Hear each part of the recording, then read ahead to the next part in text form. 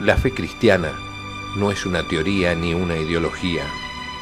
La fe cristiana es el camino para conocer y amar a una persona que vive, a Jesucristo.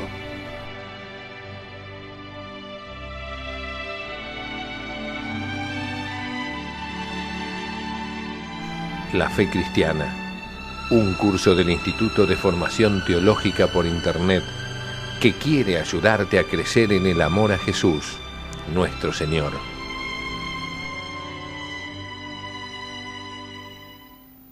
En nombre del Padre, del Hijo y del Espíritu Santo. Amén. Ave María Purísima, sin pecado concebida. Queridos amigos, nuevamente juntos en nuestro curso de la fe cristiana y continuando con el maravilloso tema de la Santa Misa, la renovación incruenta del sacrificio del Calvario, este don que nos ha dejado nuestro Señor, en el que Él mismo se entrega en la Eucaristía, en el momento de la consagración, que se realiza la transubstanciación. Lo que antes era pan se convierte en el cuerpo de Cristo, lo que antes era vino se convierte en la sangre de Cristo. El programa pasado estuvimos viendo, recordarán, cómo la Santa Misa es el sacrificio de Jesucristo y también de la Iglesia. Y quedamos en el punto 2 del tema 20 que estamos tratando, que trata sobre los fines y los frutos de la Santa Misa. Evidentemente, si la misa es la renovación incruenta del sacrificio de la cruz, si nosotros en la Santa Misa nos retrotraemos en la historia para hacernos presente en el Calvario, podemos decir que evidentemente los fines de la misa y los fines y los frutos de la misa son exactamente los mismos del sacrificio de la cruz, ¿no? Los fines principales de la Santa Misa son los siguientes. En primer lugar, el fin latréutico. Esto es, tiene como fin la Santa Misa el alabar y adorar a Dios Padre con el Hijo por el Espíritu Santo. El fin eucarístico, la Santa Misa es el mejor lugar para dar gracias a Dios. Gracias a Dios por todo. Gracias a Dios por la creación, gracias a Dios por la redención. El fin propiciatorio es desagraviar a Dios por los pecados de los hombres, por los de cada uno, por los personales y por los de todos. Vamos a pedir perdón por mi culpa, por mi gran culpa. Señor, ten piedad, Señor, ten piedad. Yo confieso ante Dios Todopoderoso, ante vosotros, hermanos, que he pecado mucho de pensamiento, palabra, obra y omisión. O sea que en la Santa Misa vamos a desagraviar, a pedir perdón. Y también el fin impetratorio, que es pedir a Dios sus dones, pedir a Dios sus gracias, pedir para uno, pedir para los demás, pedir bienes espirituales, pedir bienes corporales, materiales. Así que la Santa Misa es el mejor lugar para alabar, para pedir perdón, porque ya no es uno el que pide, sino que el que pide es Cristo mismo, Cristo nuestro Señor, quien pide por nosotros. De modo tal que cuando el sacerdote presente las ofrendas, la patena, que no dejen de estar allí tus peticiones, tus acciones de gracias, tu petición de perdón, tu adoración, tu alabanza, porque es el momento mejor. Recordemos que justamente el sacrificio de la misa es el tesoro más grande que tiene la Iglesia, lo más sagrado que tiene la Iglesia, es lo que hace que exista una antigua y una nueva alianza, ¿no? Es el sacrificio de la nueva alianza que nos dejó nuestro Señor y que se renueva en el altar cada vez que se celebra en una iglesia. Muy bien, entonces, estos fines de la misa, entonces, y estos frutos de la misa, los vamos a encontrar en distintas oraciones de la misa. Durante la misa uno justamente va pidiendo perdón, va adorando al Señor, va dando gracias, va pidiendo.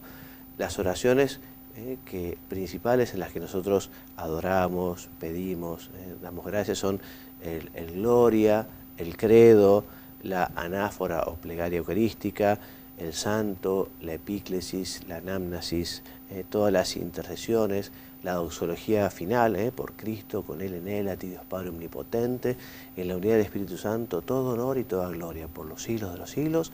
Amén. Esa es la doxología. También en el Padre Nuestro y en las oraciones propias, en la oración colecta, en la oración de las ofrendas, en la poscomunión o después de la comunión. Todas estas oraciones nosotros especialmente eso, alabamos, damos gracias, pedimos perdón, rezamos. Respecto de los frutos de la misa. Entonces los frutos son los efectos que tiene la misa en las personas que asisten, o en las personas que a ellas se encomiendan también, ¿no? Y evidentemente los efectos son justamente la virtud salvífica de la cruz, ¿no? Que se hace presente en la Santa Misa. Y esto, cuando nosotros aprovechamos de corazón y asistiendo piadosamente y con fruto, entonces puede ser un gran beneficio para el alma. Evidentemente, los frutos de los fieles que asisten a la misa dependen de sus propias disposiciones. La misa en sí ya tiene un fruto sobrenatural inconmensurable, ¿no? Pero depende también de cada persona cómo pueda aprovechar esos frutos. A mí me gusta pensar que la misa es como una catarata enorme de gracia, ¿no?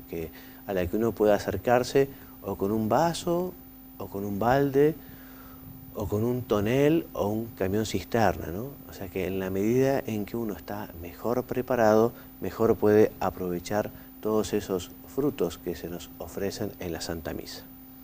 Entonces, estos frutos comportan esencialmente un crecimiento en la gracia santificante, por lo tanto nos identifican con nuestro Señor, nos ayudan a conformarnos a Él, a parecernos a Él, y de modo especial estos frutos nos ayudan a ser más santos, ¿no? La santidad es justamente parecerse a Jesucristo, ser el mismo Cristo.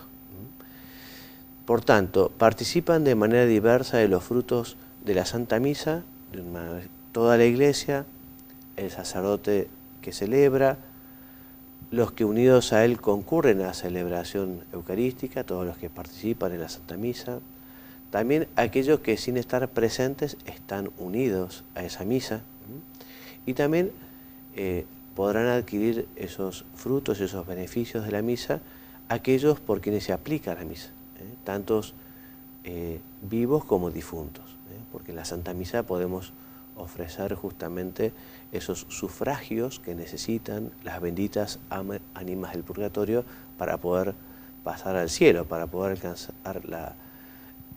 su patria definitiva. Bien, cuando un sacerdote recibe lo que se suele llamar el estipendio, o sea, una ofrenda, una oferta, un dinero para rezar una intención, bueno, el sacerdote queda gravemente obligado a hacerlo. La aplicación de este dinero, se trata de una oración de intención y no comporta algo automático, ¿no? Entonces, si no sería, bueno, cuanto uno más dinero ofrece, digamos, con mayor gracia recibirá el difunto. Esto no es así, ¿no? Esto no es así. Dios es el que de alguna manera distribuye también las oraciones de los sufragios, sino quienes tuvieran, por así decirlo, más misas porque alguien las encargó, alguien las pidió, alguien dio ese estipendio por esas misas, entonces, bueno, sí, esa persona iría muchísimo más rápido al cielo que quizá alguien que no ha tenido la posibilidad, porque no ha tenido un familiar que haya dejado un dinero para misas, ¿no? O sea que evidentemente aquí es Dios el que hace esta justa distribución, ¿no? Pero evidentemente por parte nuestra es algo muy importantísimo que nosotros ofrezcamos la Santa Misa, sobre todo por los fieles difuntos y sobre todo por nuestros fieles difuntos cercanos. Además, otro tema importante es que la aplicación de estos sufragios o de esta intención por aquel difunto no excluye de las bendiciones del sacrificio eucarístico a los otros miembros de la Iglesia ni a la entera humanidad. Muy bien, entonces hasta aquí el tema de los fines y los frutos del Espíritu Santo, hasta aquí el tema 20. Como bibliografía básica, volvemos sobre el Catecismo de la Iglesia Católica, los números 1356 a 1372. Se recomienda muy particularmente la encíclica Ecclesiae de Eucaristía del Papa Juan Pablo II, del año 2003, del Papa Benedicto XVI, la exhortación apostólica Sacramentum Caritatis, sobre todo los números 6 a 15 y 34 a 45. No sé si habrán leído alguna vez la instrucción Redemptione Sacramentum, que es una instrucción. Las instrucciones habitualmente lo que hacen es concretar de un modo muy así puntual, como si fuera algo jurídico, como si se tratara de unos artículos, ¿no? Las instrucciones son maneras de puntualizar los documentos, como por ejemplo la encíclica, ¿no?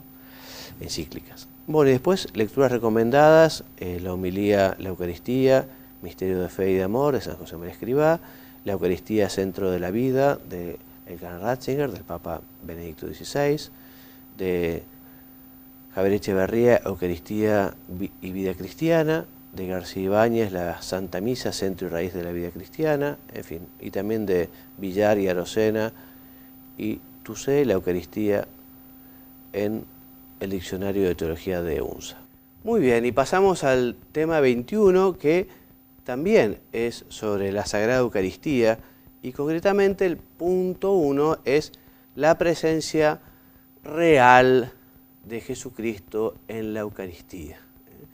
Recordarán que en la misa, en el momento de la consagración, se realiza la transubstanciación, hay un cambio de sustancia, lo que antes era pan, deja de ser pan para convertirse en el cuerpo de Cristo, lo que antes de las palabras de la consagración era vino pasa a ser la sangre de Cristo, ¿no? Entonces, la presencia de Jesucristo en la Eucaristía es una presencia muy particular, por eso nosotros la llamamos real. Ya veremos que no es que otras presencias que hay de Jesucristo en la Iglesia no sean reales, pero esta presencia es una presencia sustancial. O sea que en la misa y en la consagración, a partir de ese momento, Jesucristo se hace presente. El mismo Jesucristo que nació en Belén, el mismo Jesucristo que murió en la cruz, el mismo Jesucristo que ahora está sentado a la diestra de los padres y que pasó 30 años oculto en Nazaret y que resucitó, ese mismo Cristo es el que está en el altar, en la misa, después de las palabras de la consagración. Un verdadero misterio, un verdadero milagro, que lo creemos porque justamente Él nos lo reveló, Él nos lo enseñó, Él nos lo dijo. O sea que el fundamento de esta doctrina son las palabras de Jesús. Jesús tomó el pan y dijo, esto es mi cuerpo. Jesús tomó el vino y dijo, esta es mi sangre. O sea, Jesús quiso identificar esa ofrenda de pan y vino con su corporeidad. O sea que está inseparablemente unido su cuerpo a el Verbo, a su persona y por lo tanto a su persona entera.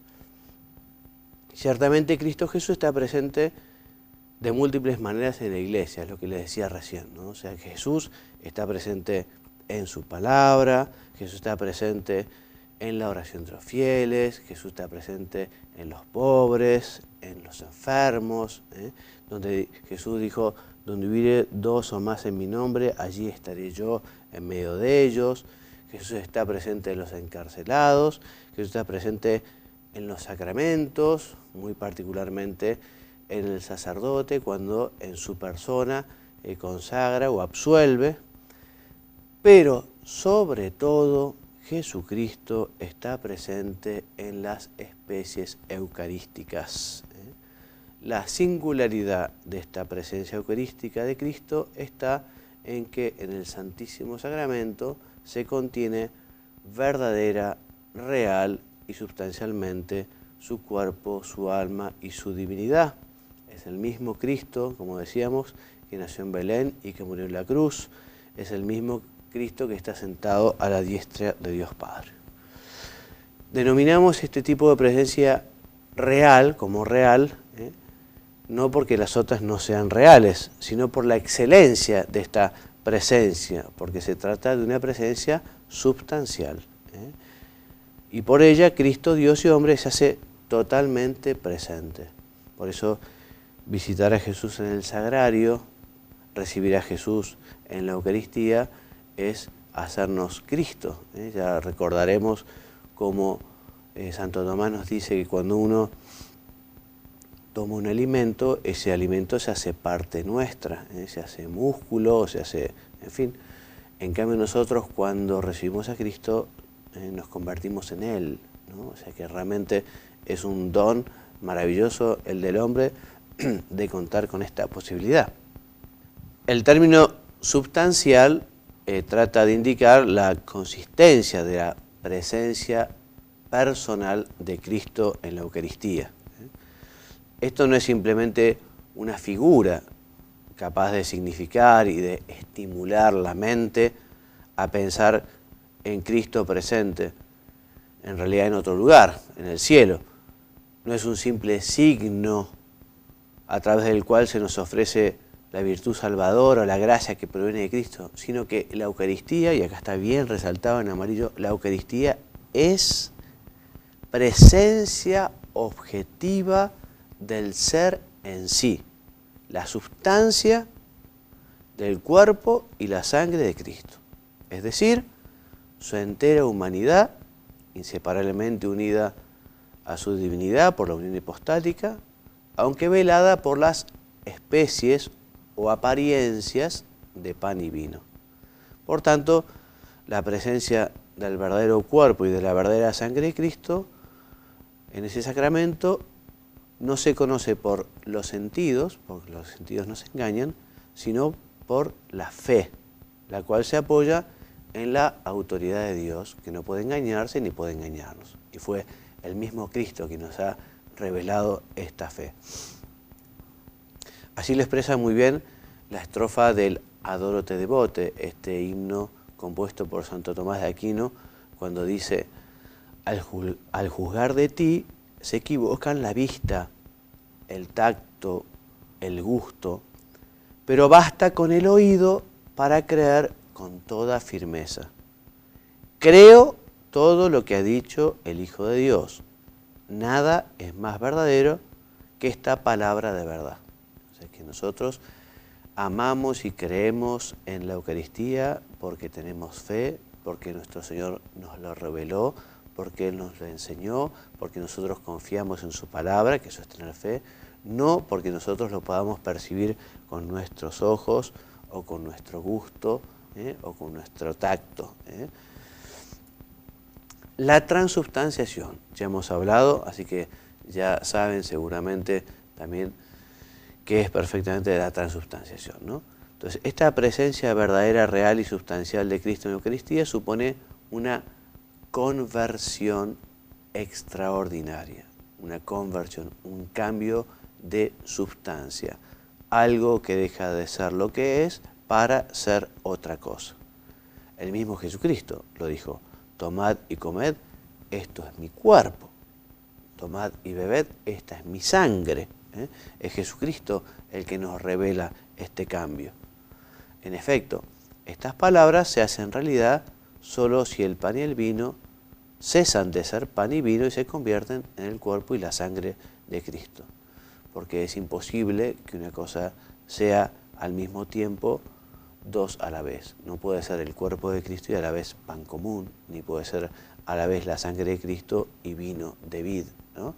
Deja de ser vino para ser la sangre de Cristo. Deja de ser pan para convertirse en el cuerpo de Cristo. Sobre este punto, el Catecismo de la Iglesia Católica recuerda lo que nos enseña el Concilio de Trento, que resume nuestra fe de la siguiente manera. Porque Cristo, nuestro Redentor, dijo que lo que ofrecía bajo la especie de pan era verdaderamente su cuerpo. Se ha mantenido siempre en la Iglesia esta convicción, que declara de nuevo el Santo Concilio. Por la consagración del pan y del vino se opera el cambio de toda la sustancia del pan en la sustancia del cuerpo de Cristo nuestro Señor, y de toda la sustancia del vino en la sustancia de su sangre. La Iglesia Católica ha llamado justa y apropiadamente a este cambio transubstanciación. Sin embargo, permanecen inalteradas las apariencias, o sea, aquello que ya no es más pan, sigue teniendo gusto de pan, sigue teniendo olor, color, sabor. O sea que permanecen los accidentes, pero en otra sustancia. Esto es lo milagroso. El vino ya no es más vino, pero sin embargo sigue teniendo el gusto a vino, el olor a vino, el color del vino. Entonces, aunque los sentidos capten verdaderamente las apariencias del pan y vino, es la fe la que nos da a conocer que lo que está realmente presente después de la palabra de consagración es el cuerpo de Cristo y es la sangre de Cristo. Además, gracias a la permanencia de esas especies sacramentales, podemos afirmar que el cuerpo de Cristo está realmente presente, porque el cuerpo de Cristo estará presente en ese pan mientras sea pan y en ese vino mientras sea vino. Si ese pan, por ejemplo, se pone en agua y deja en un determinado momento de ser pan, entonces deja de estar presente ya allí el cuerpo de Cristo. Bueno, vamos a ver ahora las propiedades de la presencia real de Cristo en la Eucaristía. Entonces hemos dicho que esta presencia es un verdadero misterio, un misterio admirable. Según la fe católica, Jesucristo está presente todo entero, con su corporeidad glorificada, bajo cada una de las especies eucarísticas y todo entero en cada una de las partes resultantes de la fracción. Esto es que cuando el sacerdote, por ejemplo, si tiene pocas formas eucarísticas, después de consagrarlos las parte por la mitad, Cristo está en cada una de las partes en que haya cortado o partido la forma consagrada. Entonces se trata de una modalidad de presencia singular porque es invisible, es intangible y además es permanente, en el sentido de que una vez realizada la consagración dura todo el tiempo que subsisten las especies. Entonces mientras subsistan esas especies, subsistirá el cuerpo y la sangre de Cristo. Por ejemplo, si uno tiene la sangre de Cristo, pero lo vierte sobre un volumen muy grande de agua, allí ya las especies de vino, ya no es más vino aquello, entonces ya no está más la sangre de Cristo. Lo mismo decía con el cuerpo de Cristo, una forma, por ejemplo, un pedazo, una fracción de forma, se pone en agua y ya después deja de ser pan y deja de estar la presencia del cuerpo de Cristo. Entonces, por eso la comunión con una sola especie de pan permite recibir todo el fruto de la gracia de la Eucaristía. La Iglesia permite que en ciertas circunstancias más especiales se pueda comulgar bajo las dos especies, ¿no? Pero recibiendo bajo una sola especie se recibe a todo Cristo. Bueno, vamos a dejar aquí vamos a dejar para continuar con nuestro próximo programa hablando sobre el culto de la Eucaristía. Como nos quedan algún minuto más, quiero aprovechar para invitar a los que escuchan este programa a que profundicen en el conocimiento del amor sobre qué es la misa. Es muy importante que aprovechemos nosotros para conocer bien lo que es la misa de forma tal de poder aprovecharla. Cuanto uno más conoce, más puede aprovechar. Por ejemplo, en esta bibliografía que hemos ido citando, o el Catecismo de la Iglesia Católica, leer despacio, meditar, y así conociendo mejor uno puede aprovechar. Algunos quizá pueden llegar incluso a conseguirse un pequeño misal para los fieles, para meditar las partes fijas de la misa, o para, teniendo ese misal, leer las partes específicas de la misa de ese día. Eso, llevar a la oración los textos de la misa es algo que puede ser realmente muy oportuno y muy conveniente. Tengamos un gran deseo y un gran afán de amar la misa, de conocer la misa, de aprovechar la misa. Es lo más sagrado que tenemos. Además, en esta misma medida que nosotros aprovechemos y conozcamos, podremos dar a conocer. Hay una gran ignorancia sobre la misa hoy en muchos católicos y nosotros estamos llamados a ser pedagogos sobre este tema, ser personas que hagan apostolado de la explicación, y para poder explicar hay que conocer, para poder conocer hay que estudiar. Así que, en fin, es una tarea que les dejo, una invitación a profundizar, y para eso leer, estudiar, meditar, pensar. Muy bien, entonces hasta aquí nuestro programa de hoy. Dios mediante, el próximo programa terminaremos entonces con el santo sacrificio de la misa, terminaremos con el tema de la Eucaristía. Me despido enviándoles la bendición y pidiendo también oraciones para que tenga fruto también todo este esfuerzo que supone la grabación de este programa.